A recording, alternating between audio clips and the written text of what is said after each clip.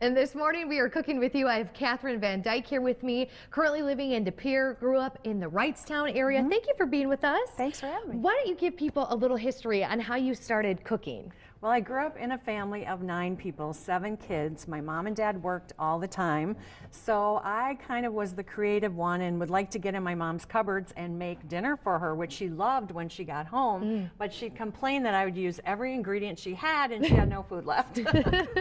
That is so funny. And I know you said you didn't really go off of recipes. You were just like a little bit of this, a little bit of that. I didn't know that recipes existed. I don't know if my mom ever used them, but Wow. I didn't know what a recipe was. Well, she has some recipes to share with you today, that's for sure. We are going to be making some really great Valentine's Day inspired dishes, but we want to get to some pictures of Catherine first. She sent me a bunch of them. We were talking on Facebook, and so we want to share those with you this morning. Tell me who's in this picture with you. That is my son, Jared. He's 32, and that beautiful little girl is my granddaughter, 13-year-old Jeedy. Oh, what a great picture. Let's see what's next. We got what? Oh, that's my favorite because this is your husband, Mike. Tell us the story about Mike and how you actually met. Well, we went to high school together many years ago, and we were at a charity golf outing at Mid-Valley Golf Course, and I was staring at him because he was so handsome, and he smiled at me, and I said, "Oh my gosh, I love that man. I'm going to marry that man." And Mike is here in the studio this morning. He has a big smile on his face. Look at this one. You on Family Feud. I was on Family Feud. Can you believe it? Tell me who you're with. I am with my niece and nephew, Aaron and Eric, and my sister-in-law Jan, and my sister-in-law Penny. And Steve Harvey. And Steve is a hoot. Oh my gosh. He's a riot. He's hilarious. And I know we have other pictures, but let's go ahead and get to this pot roast. There's one with you on vacation probably. Yeah, that's me. He was really cuddly, actually. That's awesome. Okay, let's get to the recipe. What are we making right here? We are making a spoon sirloin roast.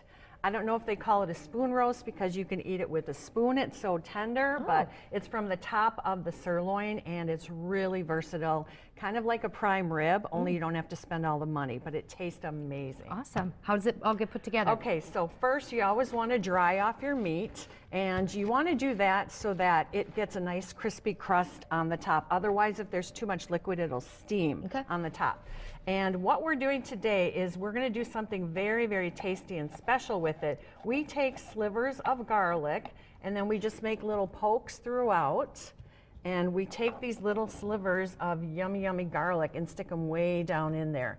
And it almost gives the sirloin roast a little buttery flavor and garlic, but not overpowering it all. When garlic cooks, it's really sweet and savory. So we do that all over the spoon roast. And then we want to change our cutting board. And I put plastic down so I don't really have to worry about all that nasty thing on there. So what we want to do is we always want to give it a good, nice little bath. Little bath in our olive oil, top and bottom, and we want to just rub that in. And then we do the other side as well. Okay. And then after we give that the nice bath, we then take some salt. Want me to salt it for you? And up high so it even distributes. Yep. Okay.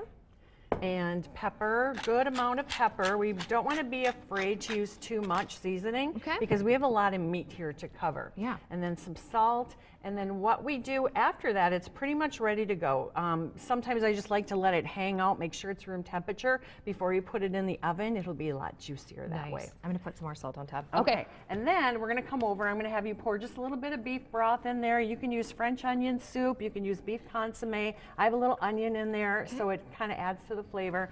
Now, here's something when, if you don't have a roasting pan, this is a nice little trick. You know, you don't want your meat to be boiling in the liquid on the bottom. We're going to try to just make this as nice and tender as we can. So one thing that you can do is you can take some celery and put that on the bottom and make your own little roasting pan. Oh, how cool. And then while you're at it, you might as well get your vegetable taken care of and throw a couple carrots in there if you like carrots. If not, leave them out. And then just put this on top of that? And then your roast goes right on the top of that, and you want to do it fat side up so that it all drips down on it nice. How long is it going to cook? It's going to cook at 425 for the first 15 minutes to get that nice crisp crust. And then after that, we put down the heat to 225 for 15 minutes a pound. Awesome. Let it rest. Voila, it's delicious. Recipe is online. She's going to put this bad boy in the oven, and in 8 o'clock, we're going to make a quick and simple tiramisu, and you won't want to miss that. Catherine, I'll let you wash your hands too and get ready for the next hour. Stay with us. Good Day Wisconsin will be right back.